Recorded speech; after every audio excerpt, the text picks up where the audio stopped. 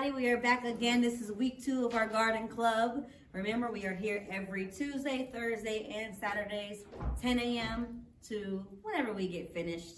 But join us from now until summertime and maybe in the fall as well.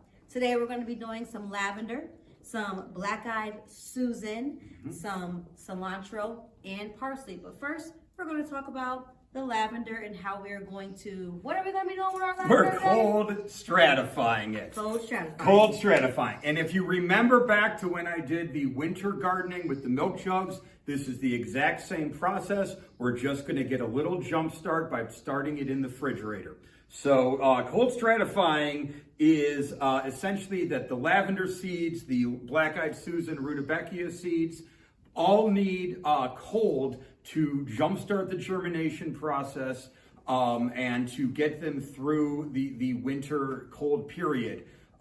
Sometimes we'll put them outside in nature. They would obviously be outside in the cold. We're going to stimulate those cold winter temperatures by force stratifying them.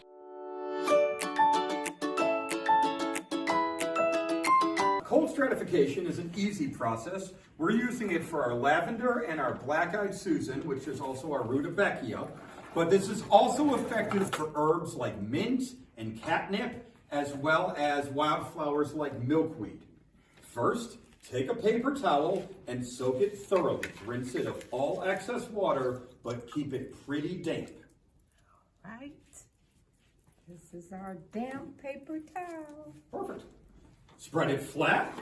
Scatter lavender seeds or rudbeckia seeds on about half the paper towel, and then fold the sheet in half. All right.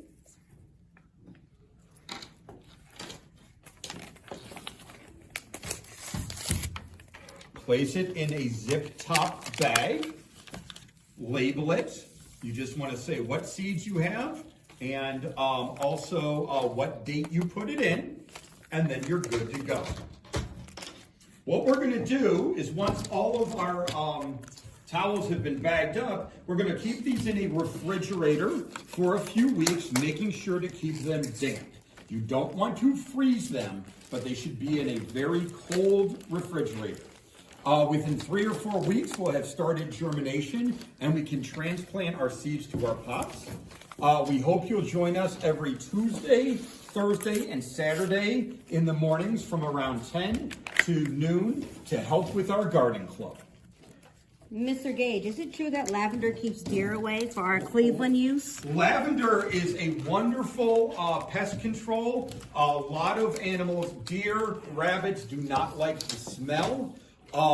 It's also going to be very good for our pollinators. Lots of bees and butterflies love lavender, so it supports native pollinators, but it also keeps away some of the native garden predators that like to nibble and munch on our plants.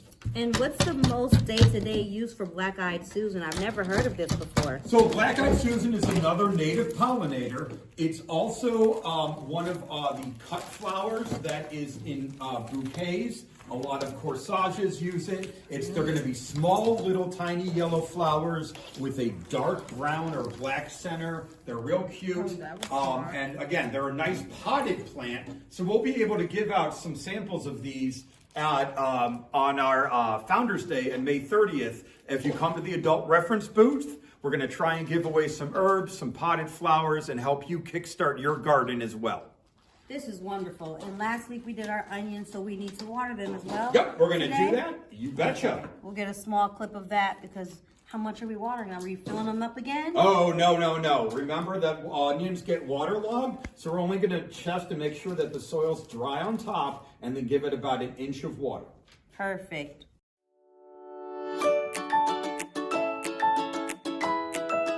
Now, we are going to use some pots that were donated free from the Lakewood Buy Nothing group.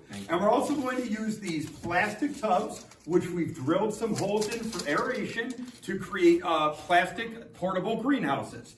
These are 4-inch pots, so we're only going to need a few seeds in each one of them. For the larger pots, we're going to create 4 holes. For the smaller 4-inch pots, about 2 holes. And each hole is about a finger joint down Just kind of drill a small hole with your fingertip. We are then going to sprinkle about a pinch or two of seeds in each hole. We're growing parsley and cilantro. These are herbs that are used primarily for their leaves. So we want a lot of nitrogen in our soil. Fortunately, we are using soil that was donated by Tilth. Tilth soil has a lot of blood marrow, bone marrow, and feather marrow in it. All of these contribute to nitrogen. These are organic products, byproducts of the chicken company, but they are all organic, all natural products. They're all going to create heavy nitrogen. We want heavy nitrogen because it's going to help our seeds grow. But again, parsley and cilantro, we're gathering for their leaves. Nitrogen helps leaf growth. So we want a soil that is heavy in nitrogen. And fortunately, Tilth is a local company that recycles food scraps, and they add a lot of ingredients, all natural ingredients, to make sure that their soils are rich in nitrogen for our seeds. These are all natural ingredients. Again, these are all from a local company that recycles food scraps from restaurants and households. They're called Rust Belt Riders. They bike around and collect these green buckets, so you might see those in Cleveland, and then they take those scraps and create soil. So again, this is our Tilth soil. This is their potting mix, which they've put a lot of the marrow into, and that's going to create a lot of nitrogen to get our seeds started. So the next step, we're going to put all of our pots into our mini greenhouses. Are we watering? We're going to do it in covering the them? greenhouse. Don't close the holes? Don't close the holes? Oh, yes, I'm so sorry. Yes, please cover the holes. Yes, once you put the seeds in, go ahead and cover the holes. You can start watering now, but because the pots have holes underneath, it's better to do it in the greenhouses. Well, I'm hard-headed. And just for video purposes, our orange is parsley and our black is cilantro, so that we don't forget. Yes. Yes. And I was told that we love cilantro. We're going to be using this a couple weeks. I'm putting some and I definitely want to have some that we can give away at our Founders Day celebration on May 30th. Come to the adult reference desk, the adult reference booth outside, not inside. And then we will have seeds and seed starters to give away so that you can get a jump start on your home garden as well. All right, once we have everything in our greenhouses, we want to just water them. Give them a good, thorough soaking. We want the soil to be rich in water. We want to see water coming out the bottom. That's why we're putting them in these greenhouses. The holes in the bottom, I mean, obviously you don't want them floating, but really saturate them so that some water comes out the bottom of the pots. There you go. Switch up. Perfect. Beautiful. Keep them going. And then, once we have them all watered,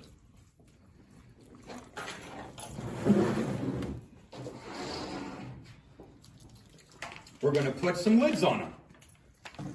Is that enough? Go ahead and soak those a little more. Really, these are water hogs. I should have said that. Cilantro, parsley, these are both Mediterranean plants. They have been cultivated in the Mediterranean for thousands of years, and they love water. They are water hogs. They are very common potted plants. They grow very well in pots outdoors. That's why we want to get some of these started so we can share some with you. Please understand that out of each one of these small pots, we're going to probably get 3 or 4 separate plants.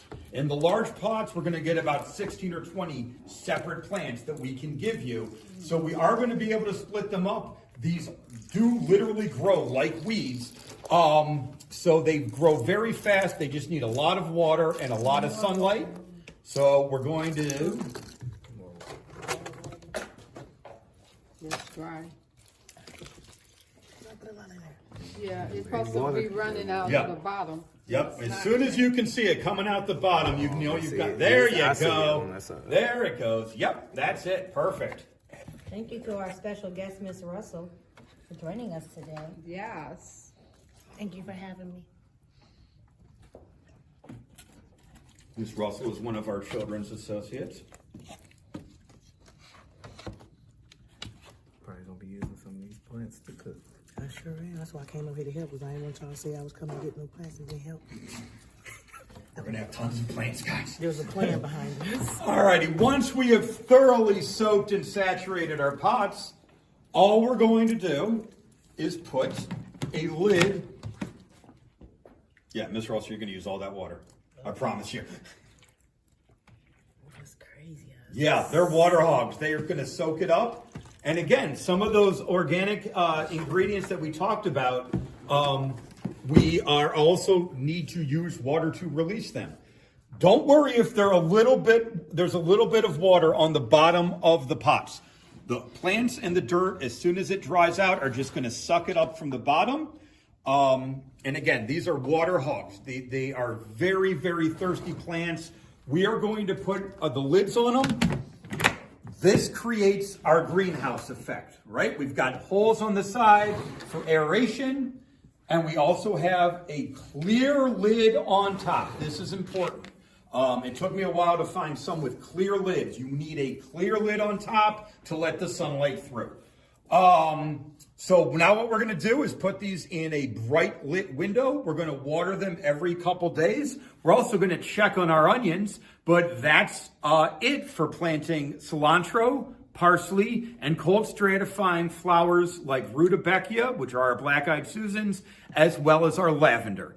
Please join us every Tuesday, Thursday, and Saturday, 10 a.m. to noonish. And then also, please like, subscribe, and share this video. Please leave a comment if you found it at all interesting. Every one of those helps us support the East Cleveland Public Library and helps the East Cleveland Public Library Garden Club support the community. So again, please come join us, and we look forward to seeing you next time when we start seeding our tomatoes. So look forward to that video.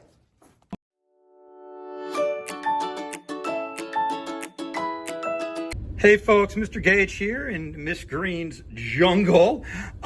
Just wanted to do a quick update on our onions. Obviously, they've only been in the dirt for about a week, so we're going to give them another week or two before we expect to see any green shoots. However, they are looking a little dry. You can see this one's getting a little sandy on top.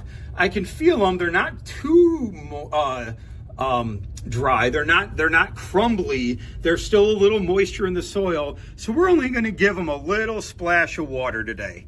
So just real quick like that. You're going to see it come out the bottom, and then they'll soak it up. But again, remember, onions, unlike the herbs we just planted, do not like a lot of water and are prone to things like root rot. So let's avoid that. We're just going to give them a little splash, keep that topsoil damp, and go from there. All right, check in with us next week when we plant our tomatoes. We're going to check in on our onions and check in on our herbs. Have a good day.